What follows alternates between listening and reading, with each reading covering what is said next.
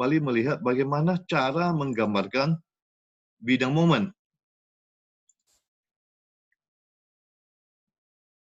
Cara menggambarkan bidang momen.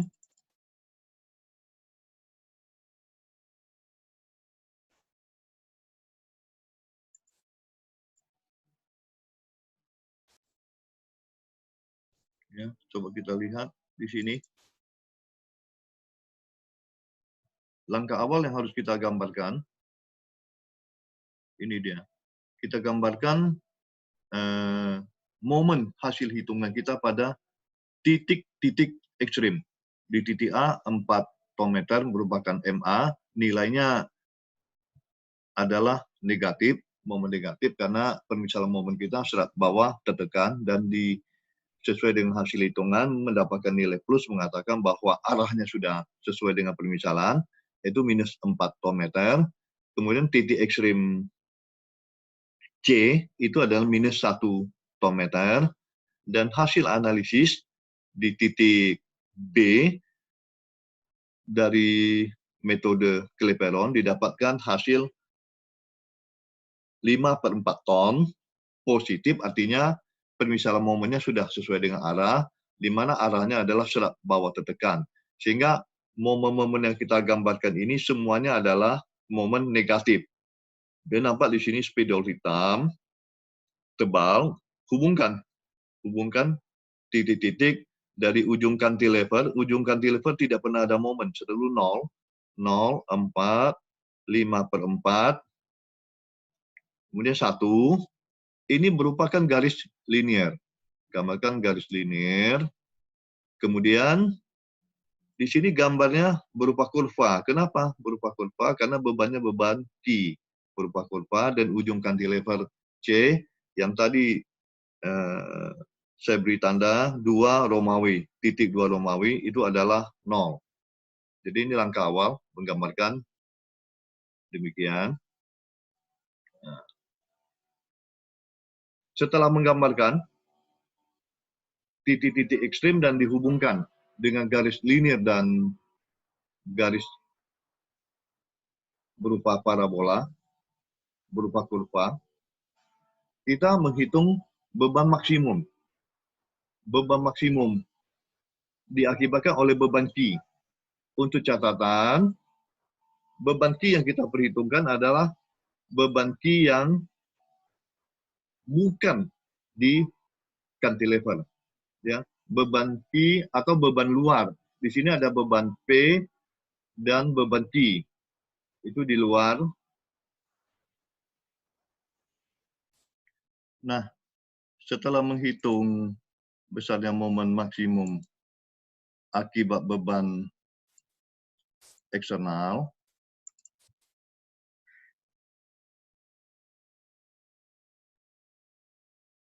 yaitu akibat beban Q dan beban P. Akibat beban Q, kita hitung maksimumnya ada QL kuadrat per 8. Q kuadrat per 8 besarnya adalah 2 ton meter. Kemudian PL per 4 besar momen maksimumnya adalah 4 ton meter. Dari sini ya momen maksimum AB 1, Q-nya 1, 4 kuadrat per 8 yaitu 2 ton meter. Momen maksimum BC 4 ton, beban P bentangnya 4, PL per 4 sama dengan 4 ton meter.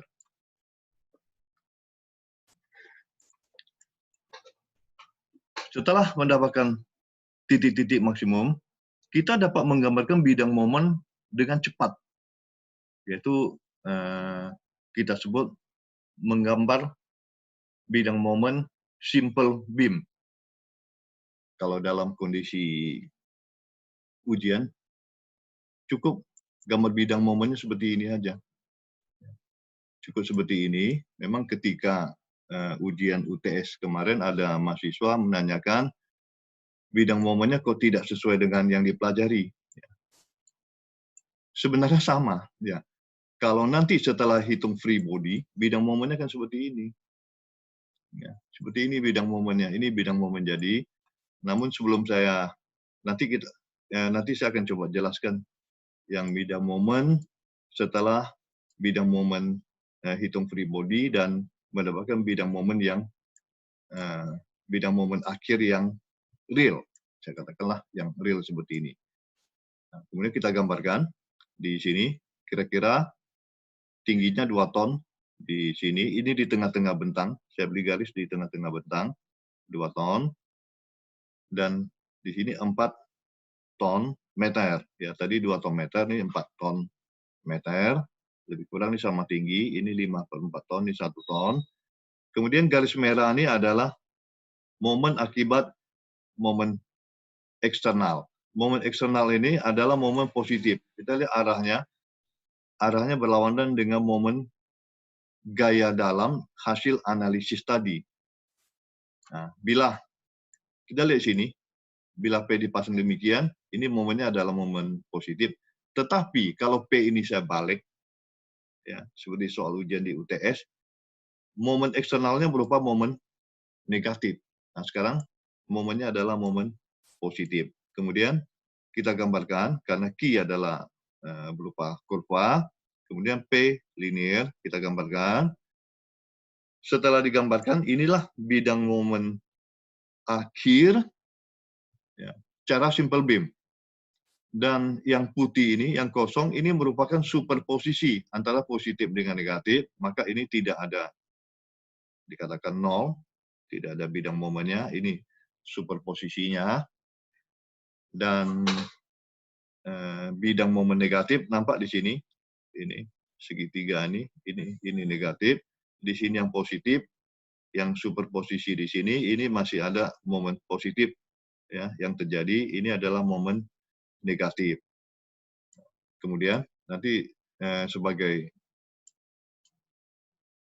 PR untuk mahasiswa, mahasiswa hitung dulu free body, PA, PB, PC, kemudian dihitung seperti teori yang sudah didapat pada analisis struktur 1, didapatlah bidang momen akhir yang seperti ini 4 ton, ya. Ini pada titik yang sama, ya, pada titik yang sama. Pada titik yang sama ini harus coba mahasiswa bisa kurangi ini, hitung Y1. Y1 adalah 4 ton tambah 5/4 ton dibagi 2 kurangi 2. Ini Y1.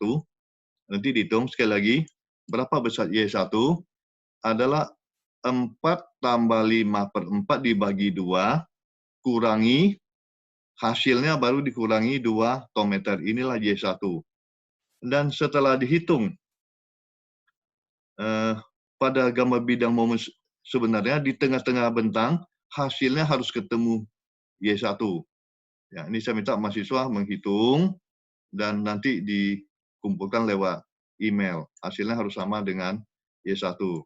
Demikian juga yang ini 4 ton, 4 ton meter. Ya tadi maksudnya 2 ton meter ya, 4 ton meter.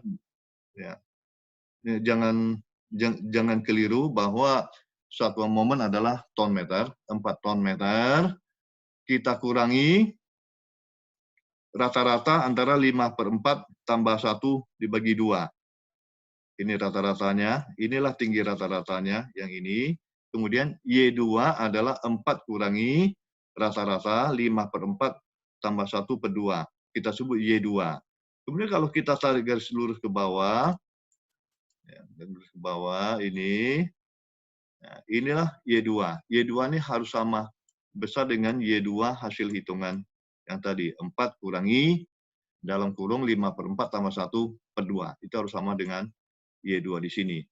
Nah, silakan mahasiswa membuktikan, jangan keliru lagi. Ini dua bidang momen ini pada hakikatnya adalah sama.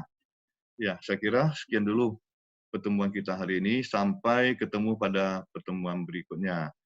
Demikian, wabillahi taufik wal hidayah. Wassalamualaikum warahmatullahi wabarakatuh.